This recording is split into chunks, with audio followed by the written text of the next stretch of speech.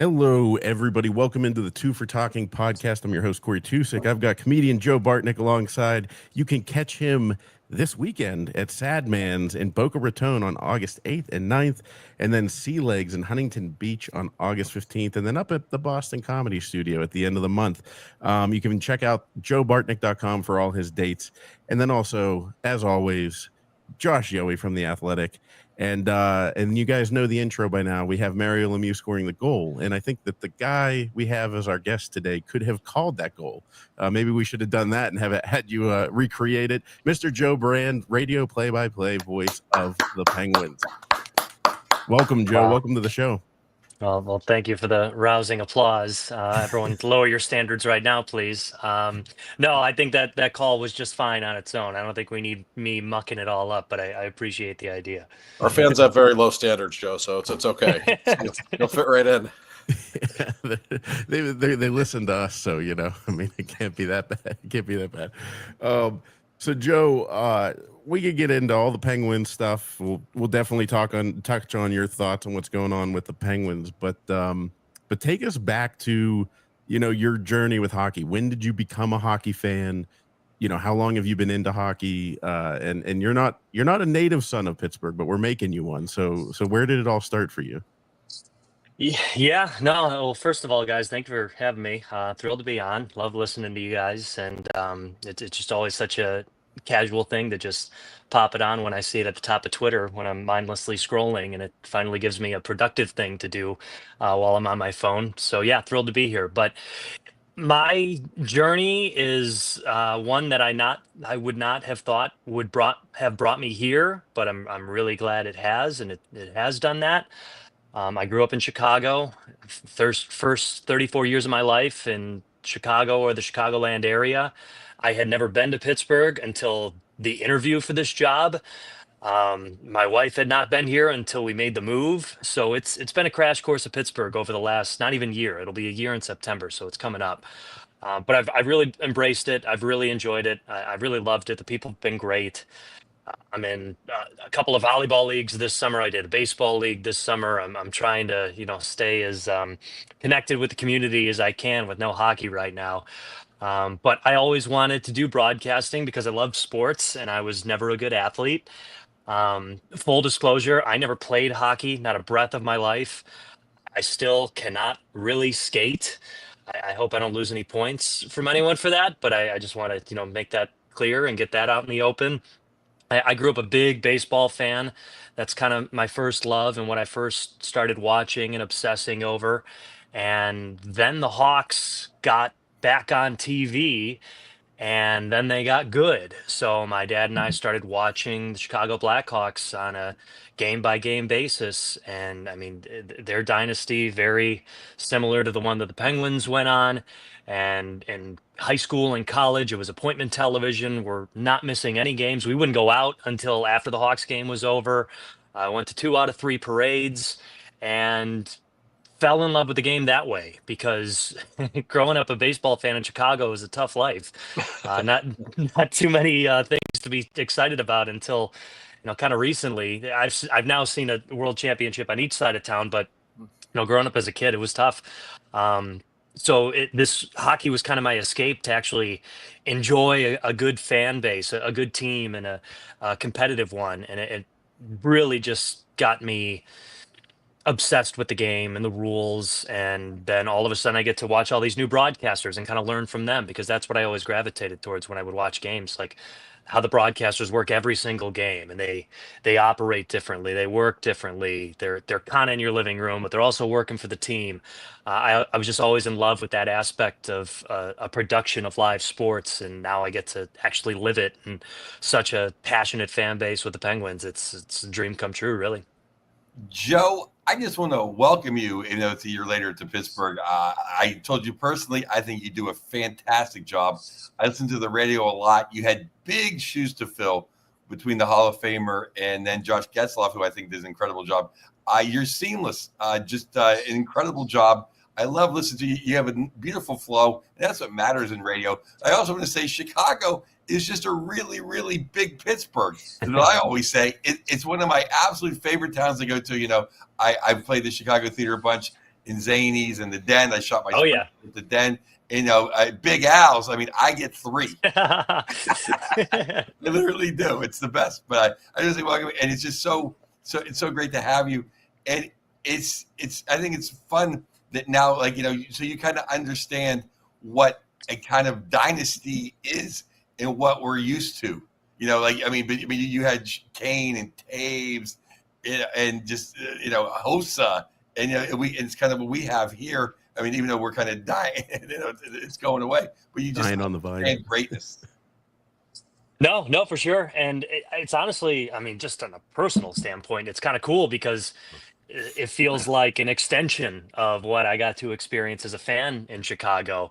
And, the Hawks moved on from Patrick Kane and Jonathan Taves in both very different ways, but still, and now ironically, they're both back. And that's going to be very interesting to see Taves and Kane both playing again. But yeah, I mean, that's the whole thing. Like, growing up and watching the Hawks win all these cups, I always compared Taves and Crosby and Kane and Malkin, just like their identities with the team. But then you get here and you realize what kind of impact Sidney Crosby has. And I almost feel like it was blasphemous to compare him so much. I mean, don't get me wrong. He's Captain Serious. He's the best captain in Chicago Blackhawks history. But Sidney Crosby is just something different. He's just such a unicorn. And to be able to just have a small presence in towards the end of his career is something I never even could have dreamed of. It's really, I'm really lucky. It's pretty cool. Joe, I have a very simple, basic question to start with for you. I've asked this question to Mike Lang, to Staggy, Josh Getzoff, Steve Mears, you name it. I've asked them all, and I'm going to ask you because there's something I don't understand about your job. And I've been around hockey a long time. I've known broadcasters a long time. My question is this: 82 games a year. How the hell do you memorize the names and numbers of the other team like every other day? I don't understand it because I'm paid to cover the team in the league, and I watch them. Who the hell is that with the puck? Who's that with the puck? And I hear you guys do it so seamlessly. Do you have any secrets? I don't have any secrets, and I truly think you're making so much more of a deal of it than it really is. Like to me, it's just muscle memory. Like I have way more respect for the things you guys have to do because I don't know. To me, it's like I'm not putting much thought into it. The more you do it, it just turns into repetition, and you just get kind of good at it, and then you let it fly, and you don't focus too much on every single little detail. And it's almost kind of fun when there's a new player that comes in because now in my first year, that was the beginning of the season. I had to learn every player's name. And I will say that was a little tough seeing, the San Jose Sharks for the first time in a while and Right. not knowing half the team. But then you see them a second time and all of a sudden it's just like clockwork. And you start to remember how guys look when they skate without the puck. Some venues are better than others, right? You're closer to the ice. Pittsburgh, Washington, Edmonton, they're a little Not further so good. back. Yes. So the video board helps out a lot. I get a lot of assists from the video board. And then you just pick on things where, okay, if the puck's dumped in the corner and someone's going after it, you don't say their name until you know exactly who it is. So there's little tricks of the trade of it. And I've done basketball, I've done football. Most of my background is in baseball where 9 guys on the field, one at a time. It's almost the easiest part to know who's up at the plate. But hockey, it's like basketball on drugs because it doesn't matter what the numbers are. Guys are changing on the fly. There's just so much more rapid movement. But it's fun. Once you nail that part of the job, which is kind of the nuts and bolts of it, then it gets a little bit more intricate and you start to incorporate your own style a little bit more, and you start to pick up from other broadcasters and what they do, and you work in your own little stories. And so it's fun. Yeah. I don't have a direct answer to it, but it's kind of the job. Like you got to do it. If you mess up someone's name, you're not doing your job, This is a real nuts and bolts question, and I've never asked anybody this, to be honest with you, but you're such a casual, cool guy. I'm as blind as a bat. My girlfriend today tried to put my glasses, look at, she's like, oh my God. But I've watched so much hockey in my life. One of my only skills is on TiVo 3-speed. I can still call out secondary assists. So I just kind of watch the flow and just know. So I understand how you can call. I know where the puck is at, but I'm shocked. You have 20/20 vision on shots, like where they go. Like, oh, that was stick save. Oh, high, low, stick save, low. Like, just the pinpoint accuracy to which you guys describe shots. Are you kind of guessing, or do you really see the puck? I mean, honestly, like, it's shocking to me sometimes how you guys can see where it's going on the goaltender. I wouldn't say I guess, but I definitely don't. I never lie. If something goes wide, I saw it go wide. There were a handful of times where, he shot it wide, and Borky's like, no, he got it on the knob of his stick. Like his precision, his 20/20 vision, I think is beyond me. But I also think playing the game and doing the job for so long, you pick up on things like that. I do feel like I got better at it as the year went along, but if I don't directly see exactly what happened with the puck or the save or the shot, I'll generalize. I don't try to make it harder on myself than it has to be. And I think at the end of the day, the listener wants to visualize it. My philosophy is if someone's tuned into the game, like you said yourself, you listen a lot on the radio. I assume the listener is visualizing the game as if they're watching the game on TV. I know some other people, one of my mentors, John Weidman with the Blackhawks, he has talked about it before that he goes in with the philosophy that you're trying to visualize the listener as they're playing the game. But I never played the game. I always just watched it. So that's kind of what I go off of. And not one way is right, not one way is wrong. But that's just what I stick to. That's why I say the far corner, the far boards, the far circle, not the left side, just because that's kind of the way I tick when I call the game. So yeah, if I know exactly what's up, I'll say it. If I don't, I generalize, just because you can't get caught up on hockey. Like the more you screw up and try to fix it, the slower you're going to be, the more you're going to be stuck in the mud. I learned that really quick. You make a mistake, you move on. It does not matter. You got to keep people in tune with where the puck is at the moment. The best part is we can't see it when you make a mistake. Exactly. Right. Like, yeah, like it was 100%. I think there's a story really quick that Yeah, go Ronald for it. Reagan, like when he was in college or something, he did minor league, or he did baseball games on the radio, and would like make up that a brawl just happened or something. So I can't get away with that, but clearly people at bigger statures have done that. Yeah. How does it, whenever you do hockey compared to baseball, like, because I mean, I think you've done a little bit of minor league baseball, right? Yeah, no, I did 10 years of minor league baseball back in Illinois. So you yeah, did that was, You I did- really I did earned the your thing. stripes then. Well, that's the whole thing. Everyone talks about riding the buses and everything, and I did that. I just did it with a different sport. And yeah, those are long seasons, 140 games in 152 days. So it's quite a grind. What's the difference between the games? Because I don't know if you know this, but Mike Lang actually grew up in San Francisco and was a huge baseball fan. And he once told me that he actually would walk around and listen to the radio. I forget the broadcaster that he listened to out there in San Francisco, but that is, I think initially is like Angle, and then he ended up with, I forget, somewhere down Southwest, and became a Tucson, hockey right? broadcaster. Yeah. I think he was in Phoenix. He was calling the Roadrunner games. Yes. Yeah. Yeah. And the guy who does the Suns games forever, he recently passed as well. But Al McCoy. he got the Great Balls of Fire. That's who That's he right. got it from. Because I lived in Arizona, unfortunately, for a year, so I remember Al McCoy. Well, But yeah, he worked in. Mr. Lang was in Sacramento, and I think he got something like $3 to, and like all the beer he could drink to, I think, call hockey games in Sacramento, which, I mean, even today is hard to do, let alone whatever 50 years ago. yeah. Yeah. What's the difference between baseball and hockey? Like that's kind of a big gear change, isn't it? Because hockey, you can hear it, and I'll give you a compliment. I can hear it in your voice, like as the play, as you're anticipating the play and feeling it, like that comes through. So what's the difference that you noticed, that you had to do yourself coming from baseball into hockey?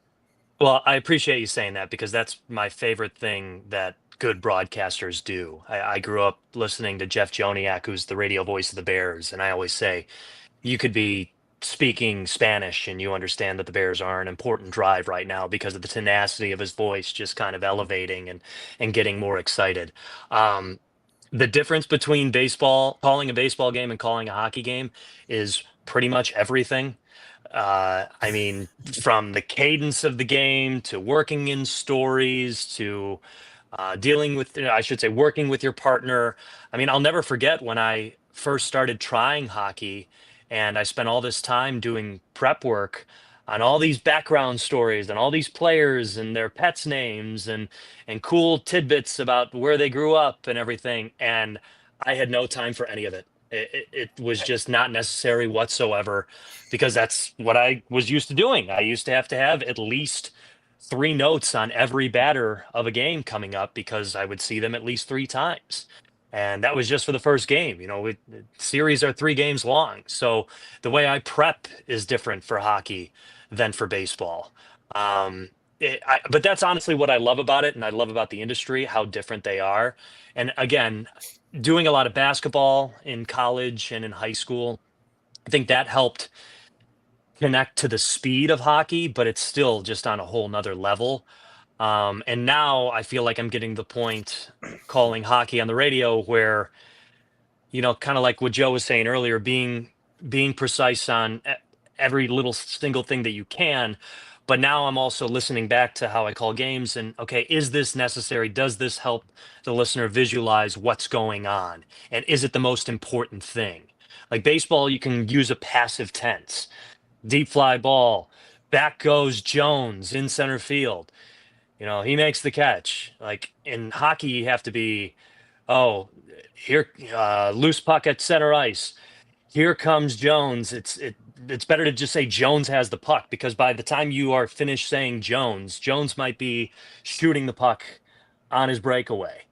If I say Jones has the puck, I'm kind of already bringing the listener into it right away, and it helps me stay active and it stays on top of the play so that I can't fall behind. And I'm not perfect at it, you know, no one is, but the more consistent I can get with it, I think the better on top of the game I stay.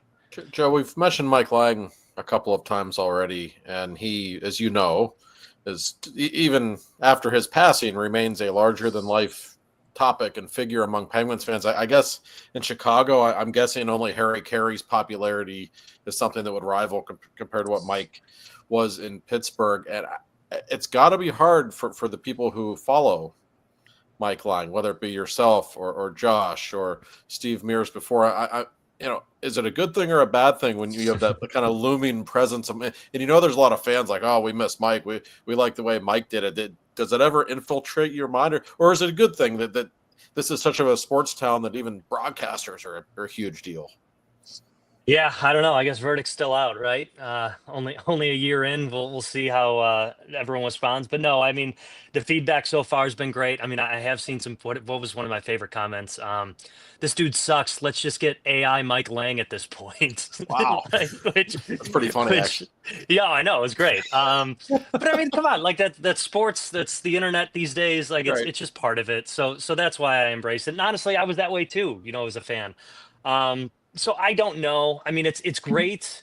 I mean, I'll say this first and foremost, like the radio following here in Pittsburgh, you know, for hockey is huge and passionate and intimate, and that's because of Mike Lang. Like I somebody recognized my voice the first month on the job this past year, and I know that's not because of me. Like that's because people grew up listening to hockey on the radio and they keep doing it. But they first started doing that because Mike Lang taught the game to their parents or grandparents or maybe even great grandparents, and they just continue on that tradition. So in that essence, I totally feel like I'm riding the Mike Lang wave. I'm benefiting from that for his whole impact here. And you're right, Harry Carey is someone that I have thought of the similarities before because, you know, they were never bigger, or they never thought they were bigger than the game, but they often were. And people throw out their catchphrases so casually and at family parties when it has nothing to do with sports. So that's pretty cool. I mean, I'm constantly feeling the presence that he created and instilled in the fan base. And I mean, obviously, you get reminded in so many ways sitting in his chair and seeing the night owl on the back hanging on top of all the radio equipment. So it's just very cool. It's very humbling. But I'm never going to be Mike Lang, and I know people who have stepped into big shoes like that, like Joe Davis is not Vin Scully, and Joe Davis is freaking fantastic. And fans love him because he's himself and he's very, very good, but also because he's himself. So I can't try to like be Mike Lang because that's just not fair to anyone. I just would strike out completely because there's only one Mike Lang. And there's just no point to be a Mike Lang cover band at this point because people, especially Penguins fans, they would sniff it out immediately. So Right. I just feel like trying to be your authentic self is the best method moving forward. I mean, you're doing a fantastic job, Joe. I You are. really enjoy your calls, and you sit next to one of our all-time favorite people, a guy when he used to do the post games. I'd be walking my dogs, and if after a bad loss, I'd want to run through a brick wall for. Can you just feel the intensity of the old 2-9er sitting next to you? I mean, how much fun is that on a nightly basis? Working with Mr. Borger. You know, I don't know how to describe it because he really is everything you want in a partner. And falling in love with this industry to do this job, you don't think about, oh, I hope I get a generational partner. You're like, this is already a generational job. This is a generational opportunity. Oh, and by the way, you got one of the best color analysts sitting to your side. Like I could go on and on with everything he brings. But the other thing is he is just so much himself. And that's why fans love him. It makes my job so much easier because he's going to say what's on his mind. He's going to say what he thinks about in the game, on the team. He's going to be fair, but he's going to be real. And I don't have to do any of that. And people don't want to hear my opinion on the Penguins. This is my first year, like people have been around here a long time. They don't want to hear my assessment of what's going on. They want to hear his. And I just had that luxury to let him go and do his thing. And I've just really appreciated the flow with him. That's the other thing. He's done this job for so long. It's not just he was a player that was, one of those identity players on a really good team or teams. And he was also a great guy and great with the media. He's also very experienced in this job. So it's not like we're both learning the semantics of the job on the fly. Like everything he brings is my benefit. And on top of it all, he's such an easy guy to get along with. He's such a fun, easy guy to spend an entire winter with. He doesn't judge anything that I ask, which is huge for me because I feel like I have so much to learn and I'm behind the 8 ball on so many things. And this guy's been in the NHL for, around the NHL or in the NHL for almost the amount of time that I've been alive. So it is the best resource I could possibly have. And like, I didn't even know how valuable that was until the season started. So I really could go on and on, but it's such a benefit to have him next to me in the booth. I'm so glad that you mentioned that Borky is himself on the air because I can't tell people how many times I like to drift into the radio booth during intermissions. I like to pick Phil's mind because guys who played in the league, they just see stuff we don't see. It's just the way it is. And Phil said, I don't know what the hell Carlson was doing. I can't believe that. 5 minutes later, you turn on the broadcast, and Phil says, I don't know what the hell Carlson was doing. I can't believe that. Like he's not acting. Like it's just him, and I think that comes through on the air, and I think Penguins fans are bright enough to pick up on that, no question. And you two have real chemistry. There's no doubt about that, Joe. You guys are the radio team, and Phil occasionally does TV. You always do radio. I ask guys this all the time, and I get different answers. Do you want to do TV someday? There's more TV. There's more money in TV. Everyone knows that. But radio is a different kind of art. Do you have a preference? I don't have a preference. In a perfect world, I would love, somewhere down the road to be able to do both. Mhm. But that's selfish and that's almost far-fetched. But some people do it, so that's why it creates the possibility or the thought of it at least. Um, sure. I mean, yes, I love the challenge of TV. I've done a good amount of it, but not a ton. Most of my background is radio, and it's funny because when I went to college. I worked at the radio station, I worked at the TV station, but I wanted to call games, and you could only do that on radio. And even just, when I went to college 10 years ago, that was how you got your reps on the radio. That's how you got your first entry level job on the radio. Now everything is streamed. Now there's so many opportunities for people to get into the business and just call it on TV, but they're two totally different entities. And that's why I like both because they're two totally different arts. But I do enjoy TV. I also love radio. I don't know. You don't get to be too picky in this industry also. So I just kind of am counting my blessings right now, being lucky enough to be the radio voice of the Pittsburgh Penguins. I did one TV game this past year, filling in for Josh when he got sick. San Jose. Um, Right. yeah. And I mean, to pull back the curtain, I wasn't in love with that game because I I was so conscious about it being a television broadcast more than a radio broadcast. And they say on TV you're kind of the traffic cop. You're working in your color commentator a little bit more. You're hearing from the engineer, producer about the graphics that you're using. It's a lot more complex of a job than people think. When you do radio, you're just kind of in control. You press play or you press on air and you go, and you kind of lead everything with your own flow. But that's why TV is such a different challenge. And I will say, as beneficial as it is to have Borky, I feel like my whole crew. I'm just fortunately lucky. Like Josh is a mentor of mine, and he's just such a great example of how to do the job, how to present yourself each and every day, how to ask questions, how to like talk to the right people. And he's such a smart, sharp guy.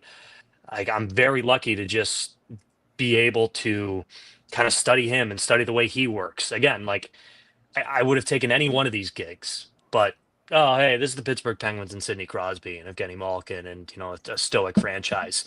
Oh, and you also got a great partner. Oh, and also the entire crew you're working with is great. And it might sound like I'm blowing smoke, but it just truly is the truth. Because I've seen how other operations are run, and there's pros and cons everywhere, but just everything that is going so well here on the production side is very cool and very fun to be a part of. Um, but a long-winded answer, sure. Like I would love to do TV, but I would also love to do both. Like I said, my first sport that I fell in love with was baseball, but man, the hockey schedule is very, very nice. Really You know, is. yeah, I mean, I'm coming from baseball where, 3 days off in a row is called the All-Star break. There's a few of those during the hockey schedule. So again, I'm not complaining about the spot I'm in right now or the schedule that I'm presented with.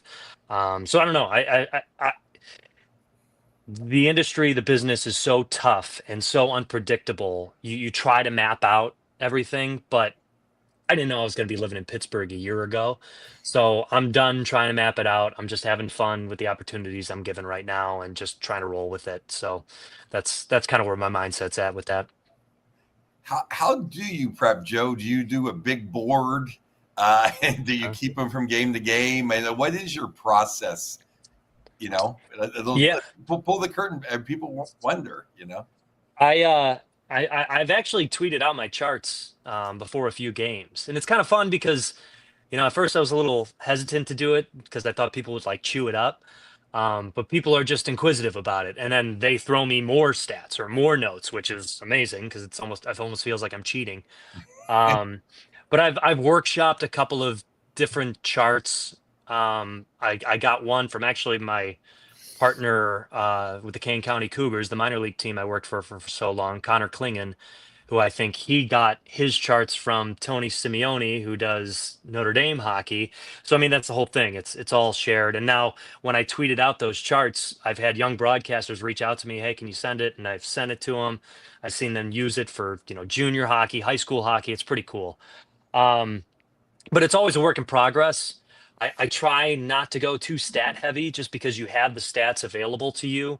So I try to, the main thing I've been trying to do now lately is just consolidate my work.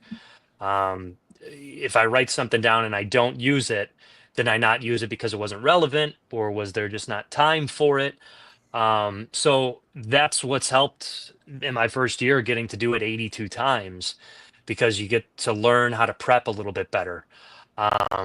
And well, the thing I always say is when you prep for a game, when you're calling a game, no matter what game, it's almost like taking an open book test, and you get a cheat sheet, or an open book test, right? If when I was in school and they told me it was an open book test, I'm like, great, I don't need to study. I'll just bring the book. It'll be good. Meanwhile, I'm on the second question, flipping through every single page, and everyone else is finishing before me, because you still study, but you use the book or a cheat sheet as a reference. That's the best way to call a game. If all the information is in your head, you can get to it quicker, you can access it, and you can also kind of generalize the notes, the factoids, and then you look at your sheet to get a little bit deeper on the information. And that's where it plays into working with a partner. Like, Borky is talking about Dustin Wolf's lanky size, and how that's affected his positioning in the crease. And as he's talking about that, I'm listening, but I got a stat on that. Oh, he's the second tallest goaltender in the NHL right now. Don't fact check me on this. I don't know if that's true. I'm just trying to make a good story. But it's basically along those lines, and then that helps create a better flow of the broadcast. That helps. I it's easy for play-by-play guys to just be like, "That's a great point, Borky. Yes, absolutely." And it's like, even Borky doesn't want that. Borky doesn't want us just saying, "Yeah, oh, good job, pal," every single time.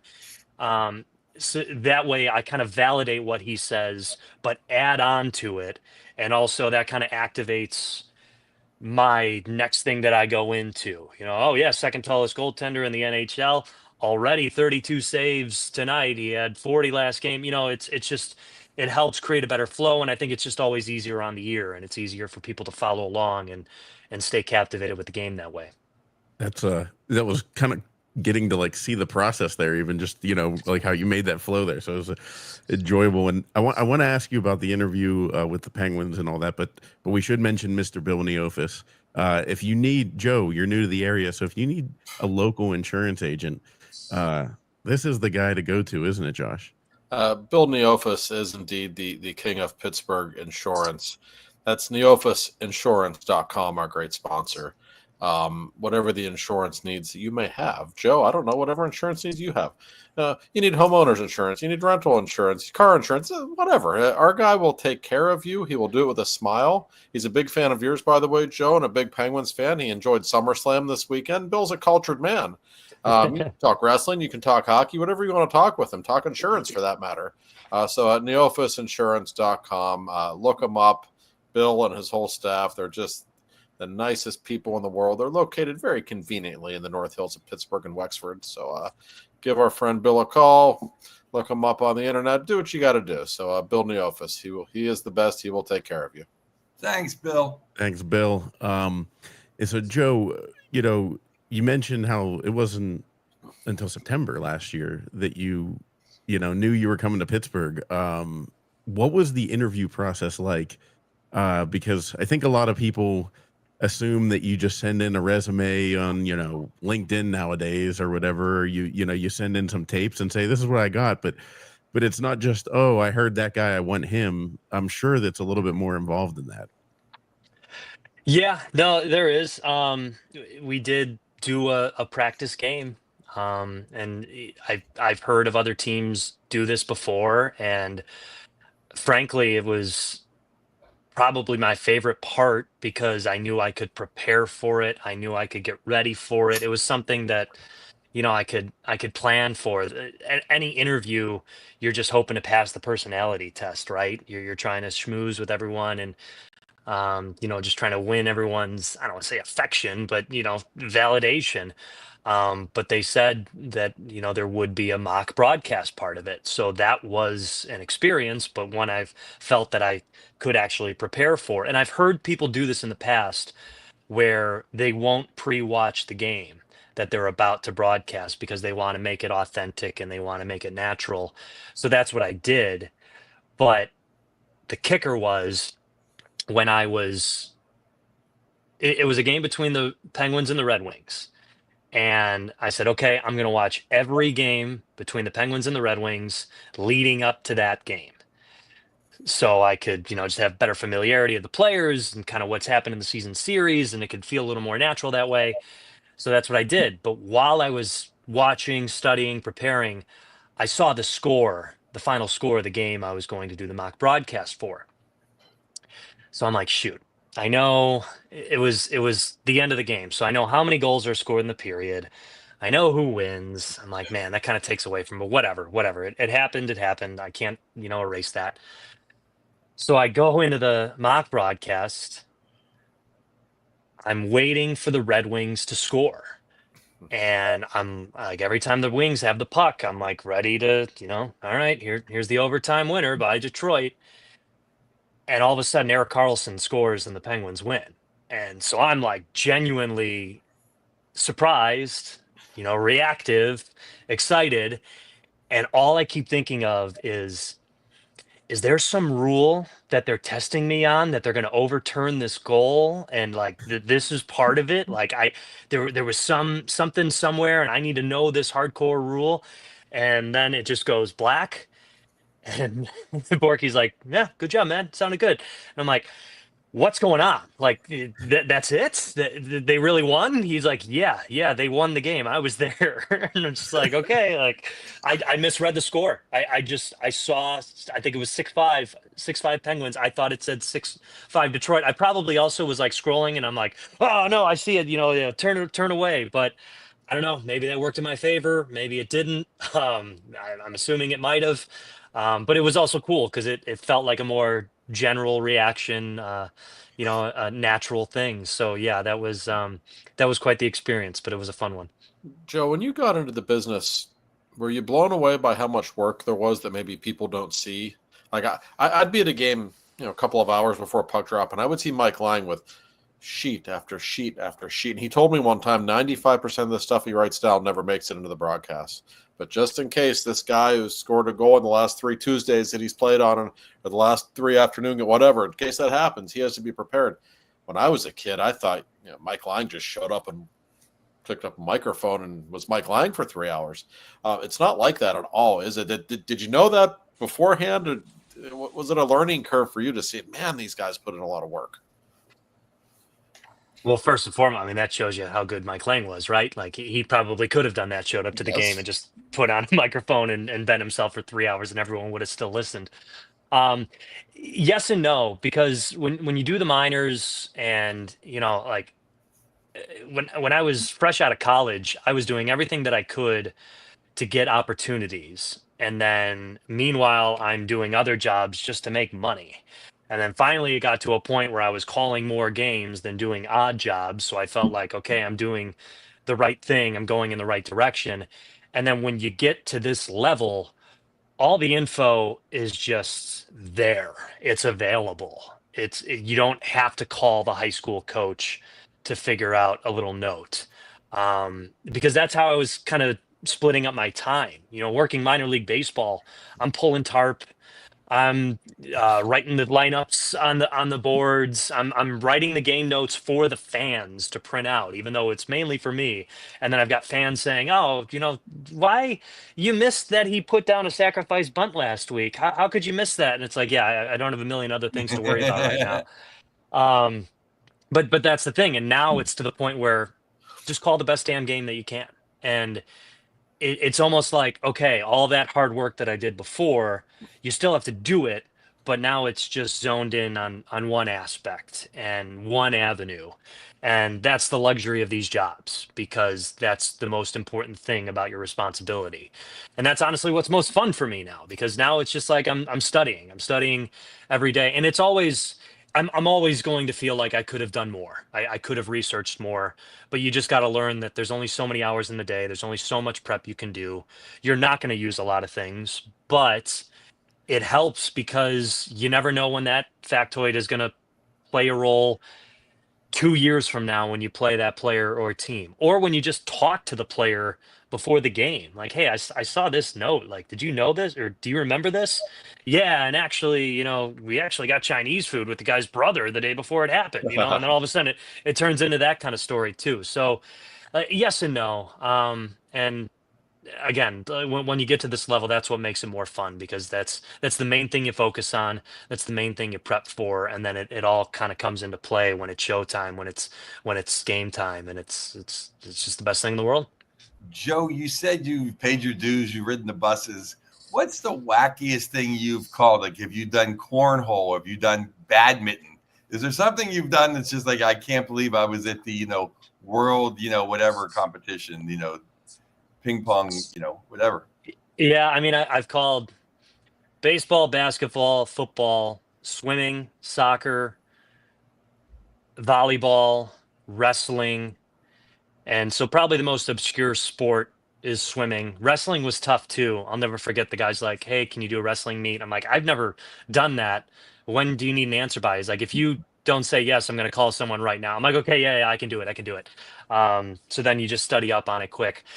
So not too many obscure sports, but a lot of weird stuff happens in minor league baseball. I've had a bee delay. I've had a skunk delay, a possum delay, a firearm delay, Wow. a sprinkler delay, smoke delay. So yeah, I mean, it's just random things that happen. One time the manager was suspended for arguing a call and getting a little too in the face of the umpire, and so he's sitting up in the stands, and we're playing in Clinton, Iowa, probably 40 people in the ballpark, and seventh inning, roller hit to short, hits a pebble and goes right through our shortstop's legs, and they call it an error. And our manager walks up to my booth. I have the crowd mic pinned along the window, and he opens up the window so the microphone just goes, it falls down, and he goes, that ball hit the lip. And I'm like, I'm on the air. I'm not the official score. I can't do anything right now. So I'm like pointing to the official score over there, and it's just like that kind of stuff happens. I had a shirtless guy with a beer in hand asking me if I had rosters, and I'm like in the middle of the third inning. Like a lot of weird stuff happens. But it's fun, that's part of it all, and you never forget those moments, and I wouldn't trade it for anything. I learned so much all those years in the minors. You learn life skills, you learn how to deal with people, but also you learn how to deal with coaches and players. And it's kind of nice at that level because, players still have mood swings and coaches have mood swings, and you just kind of learn how to tolerate it and still stay on people's good side. And, you learn a lot of life lessons that way. So it's, again, it wasn't the hockey minor leagues, but it was still beneficial and helped me kind of cut my teeth. Well, with the Pirates, we know a lot about minor league baseball in Pittsburgh. You don't have to comment. You don't have to comment on that. I've gone to 6 games, I think, in the last month, so I'm enjoying Pirates baseball. You like baseball? No doubt. Yeah. Well, they can't beat the stadium, right? Yeah, oh God, no. I just had a bunch of family in, and when the Sox were in last weekend, I took my brother-in-law to 2 games, and we were sitting in right field upper deck, and beautiful scene, obviously the skyline. I'm like, in 10 minutes, let's move 6 sections over. And he's like, what are you talking about? And he's like, I'm comfortable right now. This is beautiful. I'm like, let's just do it. And we did, and it was golden hour and the sun setting on the skyline. And he's like, wow, okay, now I know what you were talking about. So yeah, I've been showing off PNC Park a lot to friends and family that have come to visit. What's the one thing, I'm sure there's a million things you like, or at least a couple things, hopefully. What's one thing you really enjoy about Pittsburgh? Be it a restaurant or a place you like to go. What's one thing you're like, wow, this is cool? I know it's general, but I start with the people, because the people really are great, and I'm making friends fast, and I'm making a social, circle fast. Like I said, I've joined a couple of sports leagues just to stay active, but it's been great. I've created friends that way. The food scene here has been great, and I will say I was a little worried about it coming from Chicago, but we're living in Lawrenceville, and there's still a few restaurants we haven't checked out, and I feel like we go on a walk every day. for a new coffee shop, new restaurant, new bar. I mean, shout out to Walters. Pusidi's Garden's fantastic. Umami's great. Brooklyn Bagel is wonderful. We tried our first wings the other week at William Penn Tavern. Yeah, I don't know. The list goes on and on. It's been great. And trying to think of something other than As a that. Yinzer already, Jesus. I'm What you're impressed. getting about is in the PNC Park and all that food. I mean, you're as yins as it can be. I will say I missed He just has to publicly denounce the Flyers. Then he's a yeah, right. I haven't bought my Madden shirt yet, but maybe it's on back order. But I will say, man, do I miss the grid system? It is tough to get around here. I'll never forget like knowing what side of the river I lived on, being on that side of the river downtown. I'm like, all right, just a straight shot this way. It's like, nope, you go over the river to get back over the river. I'll never understand it. I put my GPS in no matter where I'm going, even if it's to the arena, even if it's to the practice facility, just in case I make a wrong turn, because it can take you 40 minutes out of your way. That's been tough, but I feel like it's made me better for it. Yeah. We're talking about PNC Park, and one of the listeners actually asked, what was your favorite away venue to call a game so far? Ooh. Yeah, see, I don't want to throw too many out because there's different reasons why. I mean, it's tough to not feel a little extra something calling a game at Madison Square Garden. They're just not. But like Utah was a hidden gem. What a wonderful venue, a cool town. The perch for the broadcast booth was amazing. You're on the 100 level. I really like Detroit. There's like no flaws with everything how Detroit operates with getting in the food, the meal, the spread before the game. Didn't The used to be vantage that way point. at Joe Louis Arena, by the way. I But know, it's right? good at the new place. But that's almost one of my favorite spots to call a game because you're so up high, but you're hovering the ice. So yeah, I don't know. It's tough to nail just one. I love going to Seattle, so I really like that. Even though you're a little bit off to the side when calling a game there. Um, yeah, I don't know. It's tough to nail just one. And also like going to places like Montreal and Toronto for the first time in my life and never knowing what those places would be like, and then just falling in love instantly. That's been cool too. So yeah, I mean, the job has so many benefits. It's really remarkable all the things you get to experience in a short winter season. Well, one of the benefits is covering the Pittsburgh Penguins, and Sid and Gino, drop dead Hall of Famers. What's the one thing that you didn't know about Sid that you found out, or that kind of blew you away? Or I don't know how to phrase the question. Josh can probably phrase it better than me. I'm just a comedian. But what's one thing that kind of shocked you about Sid that you didn't expect? I'll say what someone in the front office told me one of the first days on the job was everything you've heard about Sid is probably an understatement. And that's exactly what it was. Going into this job, okay, Hall of Famer, one of the best captains ever, one of the best players ever. Like, wow, how cool.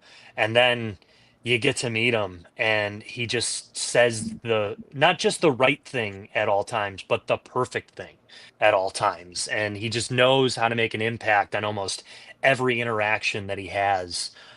Just how genuine of a person he is and how he just wants to be normal, but he's just so above everyone else, but he never acts that way.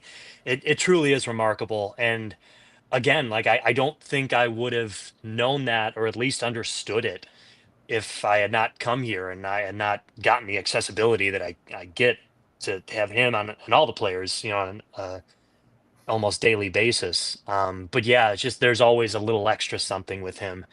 And oh, by the way, he still has a remarkable year too. It's not like hopefully Sidney scores today. Like no, another 4-point game for Sidney Crosby. It's unreal. It really is. Joe, your hometown Blackhawks have been mired in a rebuild that has taken a little bit longer, I think, to get going in the other direction than the locals there would like. And I know a lot of people in Pittsburgh are fearful that something like that could happen here. I'm just curious, what are your thoughts on this team? Because as currently constructed, we don't know if it's still going to look like it looks, of course, come October 7th. Like, right, still 2 months, a lot can happen. I feel like they might have too much talent right now to be a bottom 5 team in the league, even though they might give up a bunch of goals. But I'm just curious what your thoughts are on this team, and what's it like for a broadcaster if it is a bad team? How does that change your job? Yeah, anyone can feel free to start blaming me. Every hockey team I touch now is going in a different direction.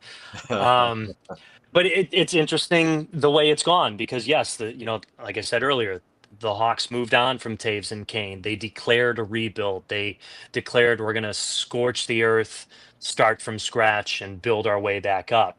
And the Hawks aren't the first team to do that. They're not the first hockey team to do that.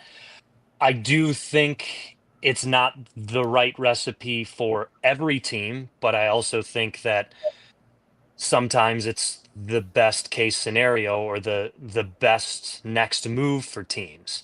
I think with the Penguins situation, they have an opportunity to go in a different direction, but not completely scorch the earth. And this is the thing. I don't want to use the Hawks as an example of it not working because I still think they've got so many good players in the system and they're still drafting a lot of players. Like I just have a lot of faith in some of the guys that only played in their first year in the NHL last season. They still have a big step to take, but I feel like they can. But with the Penguins situation, it's not the easiest thing to move on from Sidney Crosby, and I understand why people and the organization and Crosby himself don't want to do that. So this puts Kyle Dubas in a much more unique situation to change things in a way that a hockey team really hasn't, right? I mean, back in the day, you would kind of work around the staple players that you had, try to build around them, and then just try to get to the playoffs, try to get to the playoffs. Now it's all about building a sustainable product to be in the playoffs back to back to back years to create a best chance of winning. And, Kyle Dubas has declared that, but there's something to be said about having a winner like Crosby on the roster. And with that, I think there's something to be said about having a guy like Malkin and Letang to show these guys the way and how stale losing can be and how detrimental it can be on players at a very early stage of their career. I think on the flip side of that, the benefit of having a stone cold winner just kind of instills a little bit more in you. Rucker McGroarty's first goal was this dramatic equalizer. I get it. The Penguins weren't making the playoffs at the time, probably. They're in St. Louis, not a powerhouse of a team, but they were on a 10-game winning streak at that moment. And Ville Koivunen and Rucker McGroarty are playing with, Sid, Raquel, Rust in this huge moment of the game, and they excel. He scores, they capitalize, they were successful in the moment. That's got to do wonders for the kid's confidence and hopefully his career moving forward. So I think those types of moments are just these intangibles that fans don't think about, fans don't see, and just how much more valuable it is to have these types of players on your team. Then you get into players like Russ and Raquel. I get it. It's a much more difficult situation and a much more difficult decision because those guys provide so much as well, but they're also probably going to generate the most profitable return. So it's a tough spot for Kyle Dubas, but I also think that this is something he kind of wants to relish in and something he really wants to succeed in. And he's got full autonomy to do whatever he wants. And I think I think any GM would be salivating at this opportunity. So, I mean, we've all known that this is where Kyle Dubas is going to either, live or die with his lore with the Penguins, but he's got a great opportunity to show what he's made of. And I think he is being bold with some of the things he's done. And, this is just an opportunity for him to kind of push this next chapter of the Penguins. Now, speaking of GM salivating, do you think Kyle Dubas is salivating over Gavin McKenna? Because like Josh said, too much talent to be a bottom 5 team. And some would say that that's the wise decision. What do you think's gonna play out here? It's just so tough because of the lottery, right? I mean, I had when I was doing Blackhawks pre and post, I had fans pissed off that the coach was making the players work too hard towards the end of the year because they needed to have the best odds for Connor Bedard. And it worked out, right? I don't need to bring up what happened towards the end of that year to Penguins fans. They know very well.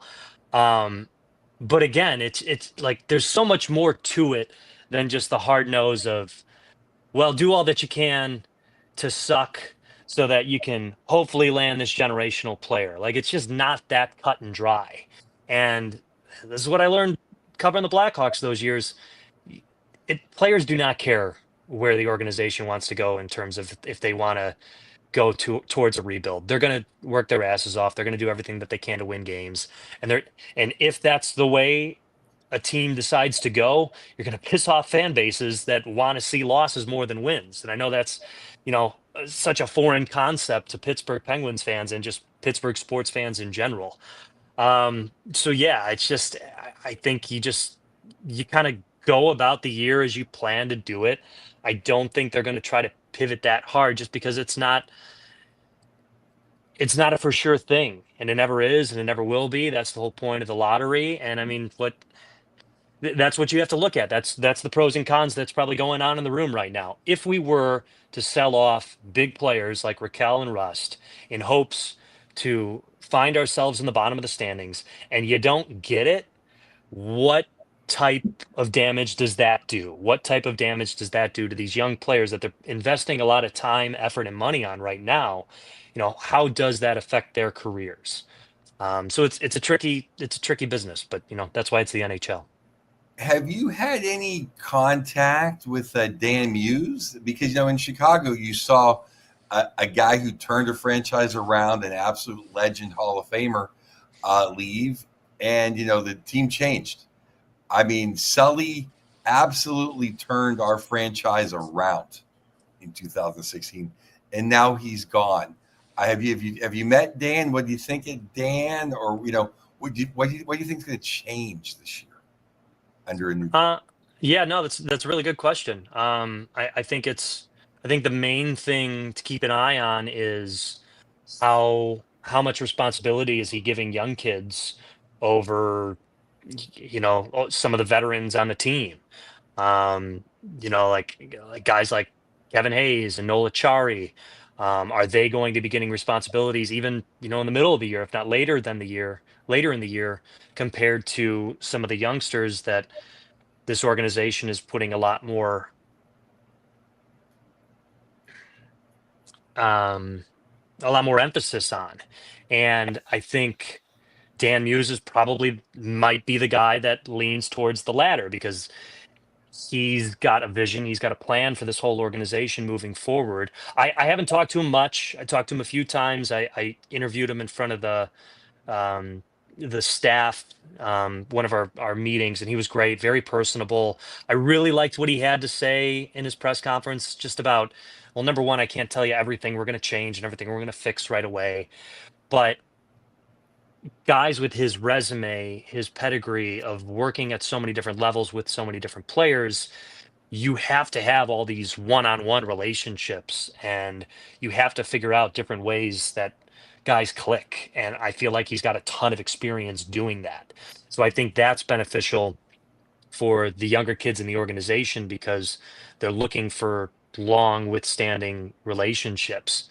And it's just, what did Kyle Dubas say when it had been announced that he and Sully were parting ways? Was that sometimes the teacher needs a new class, sometimes the class needs a new teacher. Like Sully's going to do absolutely everything he can to win every single game, and you can't knock him for that. He's a winner. He's a Hall of Famer. He's multiple Stanley Cup champion. So you can't just break that from him. You can't just pull that from him because your envision of where you want the team to be or expect the team to be going in a couple of years is kind of altered. So I think the priorities change a little bit with Dan Muse, and that's why I feel it just makes sense they went with this type of hire. And I'm excited to see it because, again, of the relations he's had to build over the years with his different roles, I think can hopefully come to fruition now with this spot with the Penguins at this moment. Joe, I got a two-part question for you. Have you had any late nights with Staggy since coming to Pittsburgh? And if so, were you able to keep up with him? No late nights. Smart man. Yeah. But it's funny because on the home games he does the post game show, so I feel like I have a few late nights with Staggy, but I'm in the car on my way home and he's breaking down the game. Yeah, just want to add him to the mix too about this whole. I kind of call it a support system, right? With Yeah. Borky, with Josh, with Colby, and even working those games with Michelle has been great. But Staggy has done the job. Staggy And I loves get- you, by the way. From day one, Staggy called me and said, "This Joe Brand guy's unbelievable." And that's good though. You got Staggy on your side. That's a big deal. It is. I feel like it could go one or two ways, but yes, no, you're absolutely right. But that's the thing. Like I get to pick his brain, like someone who's done the job, Oh. not only done the job, but done the job in this role and in Oh, yeah. this town, and is just like a great resource. Like I could tell you right now, I don't think there's any other broadcaster in any major sport right now that has that luxury to shop some things. Like the first week Staggy came back with me at something. What did he say? He's like, "Oh, you're saying knives wrong." He's like, when you say he knives it in, you're saying knives, like multiple knives, but knife is a verb. You gotta say it like knives, because it's a plural. And I'm like, Staggy, you're probably the only person that noticed that, but thank you. Like, you're absolutely right. Yeah. That is definitely something to like nitpick and fine tune. And I'm like, keep giving me that. Like, please don't ever feel like I don't want to hear it or anything. Like, just give me that every day. Text me. Maybe I don't answer, but whatever. So yeah, no, that's been great. And what was the two-part? Can I keep up? Yeah, I'm just gonna go ahead and say no. I haven't Hi, danced kid. with the devil yet.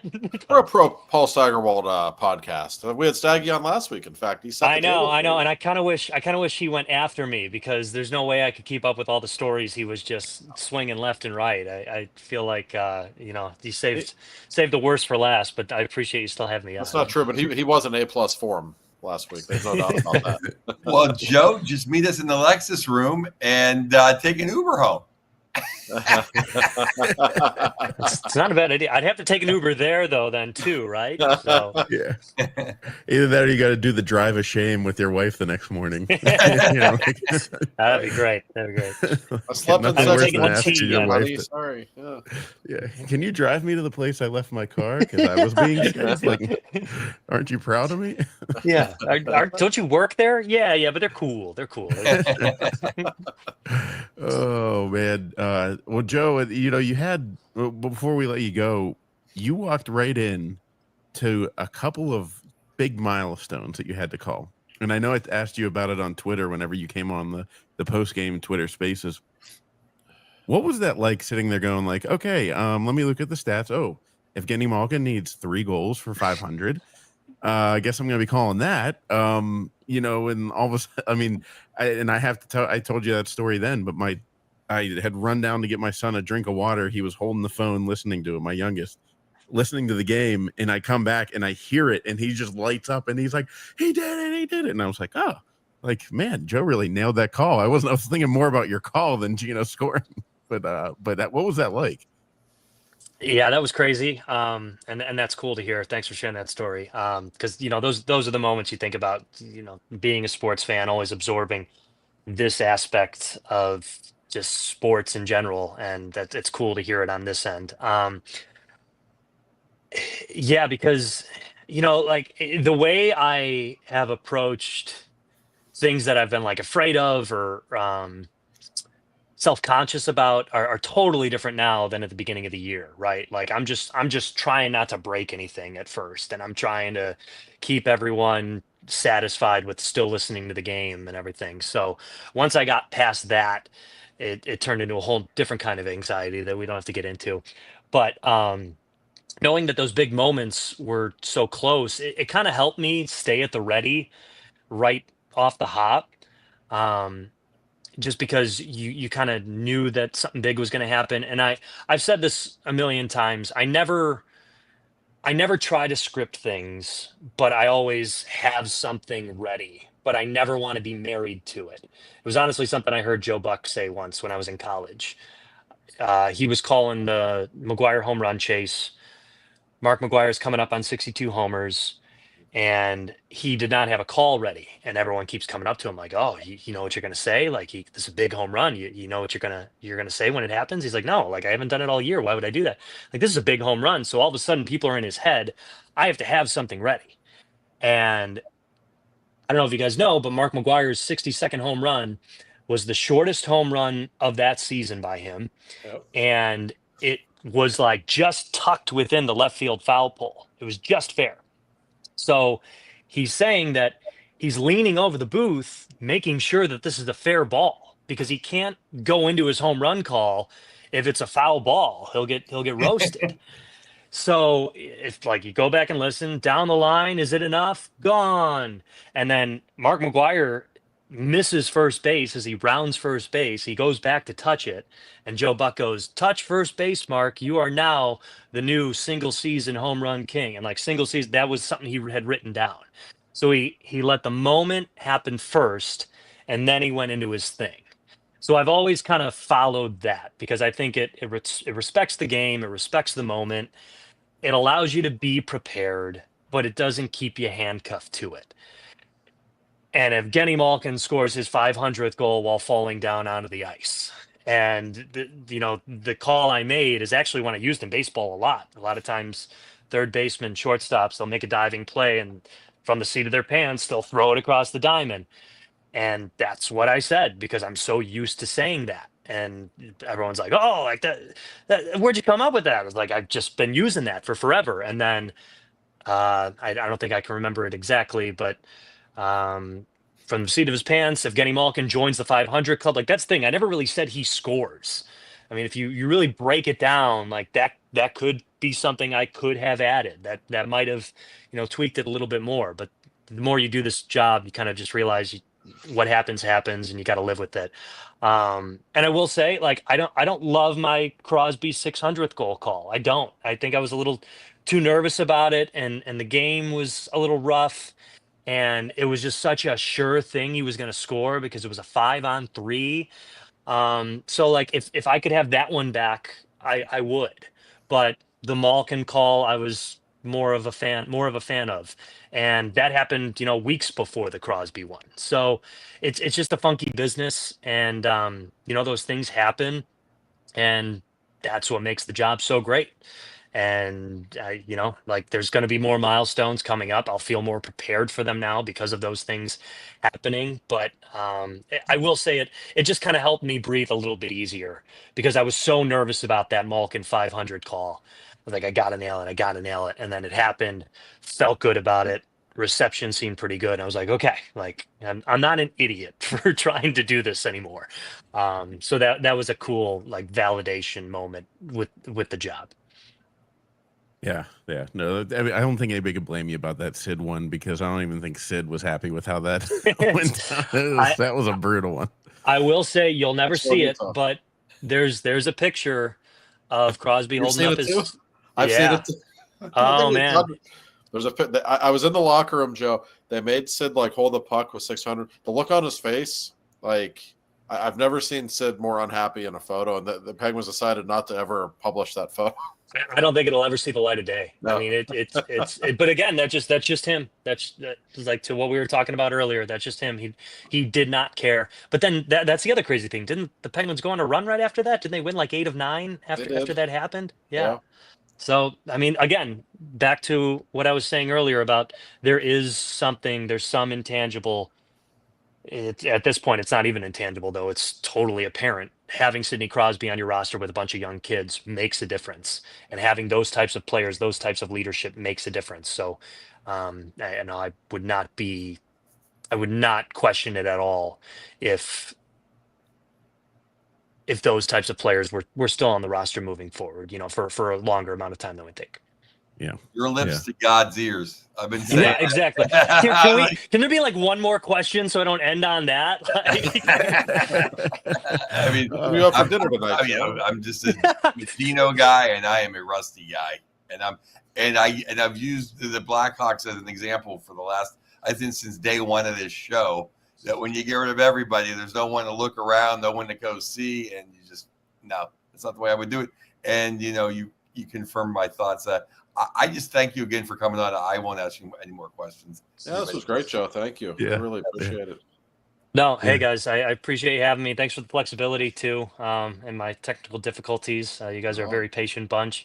But no, I mean, I've hosted many podcasts. I've been a part of many podcasts. I know how important these things are. So you guys are doing great work. I love listening to you guys. And yeah, anytime at all, please let me know when I can help out. Door is always open, Joe. Thank you Always so much. open. Thank Yeah. you so much. Thank you, Ladies Joe. and gentlemen, the Joe Brand, the voice of the Pittsburgh Penguins. Thank you always for listening. You can check out the show on all the streaming platforms on YouTube. Please like and subscribe it, and we will talk to you next week.